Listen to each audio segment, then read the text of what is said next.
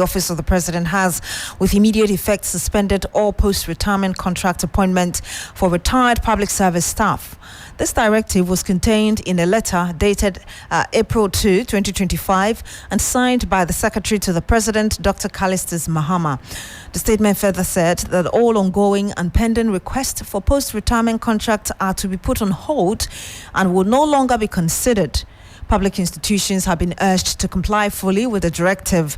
The statement also read, quote, the granting of post-retirement contract appointments to retired public service staff has been suspended with immediate effect.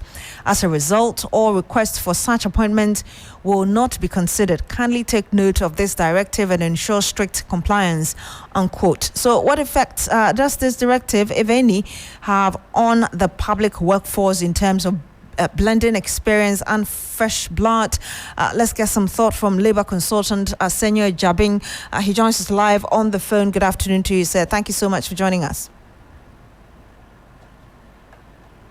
Hello, Mr. Jabing. Can you hear us? Yes. Good afternoon. Oh, okay. I'm sorry, ma'am. Thank you for joining us. First of all, let me find out from you the impact you expect to have on public service with this directive coming in. Well, I don't think the impact is going to be really great per se, because we all know that the public services have been known for a long time to be overbloated. So I don't think that the numbers will really make much difference. And so that would just be my initial comment on this matter. I don't think it will be an issue at all. I don't think it will have any major effect on productivity in the public service. Beyond this, the other issue also coming up is that you should be able to have a blend of experienced individuals and those who are coming in fresh. How do you balance that if you have to get people who are experienced, out of the system completely? That's a very, very interesting view.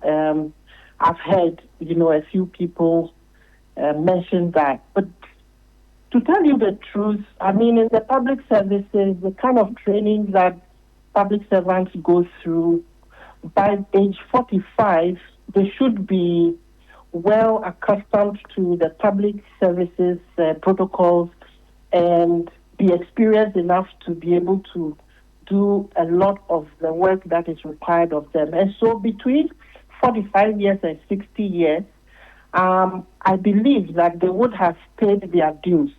Now, if we say that beyond 60 we'll still be losing experience, then it means that the system may be failing in a particular way without building up people through the employment conduit.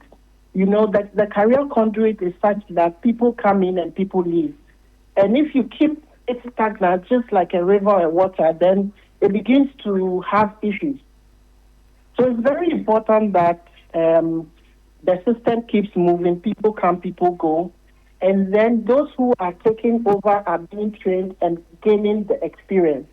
Otherwise, then we do ourselves a lot of harm, and at a point we find that we'll have skill gaps that would be lacking and affecting productivity. So I think that it's a good idea. These people can always be used as advisors, consultants, and a lot of other things that they can do to help the country.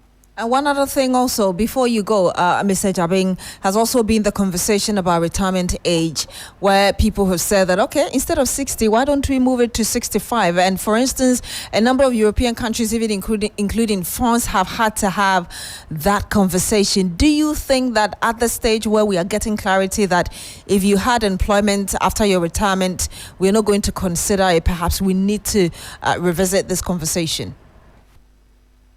Yes, well, that conversation has to be had. It has a lot of good sides, but as I would always say, we as a country, because of our unemployment situation, our high unemployment situation, we may not be ready for moving the retirement age to 65, because then it makes the pipeline too long and people stay in it for too long.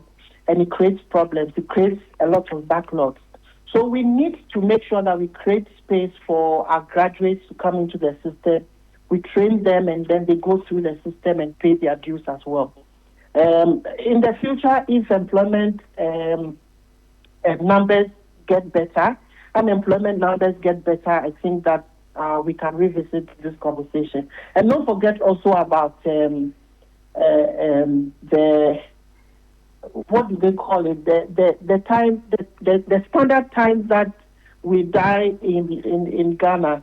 You know, we need to look at all those ones and be sure that we can have a holistic conversation and make sure that when we take the decision to take the retirement age to 65, that it will not create more problems for us than we have now. Wendell here. Thank you very much, Senor Ejabing. He is a labor consultant. Thank you so much for speaking to us. Now, deepening Christ.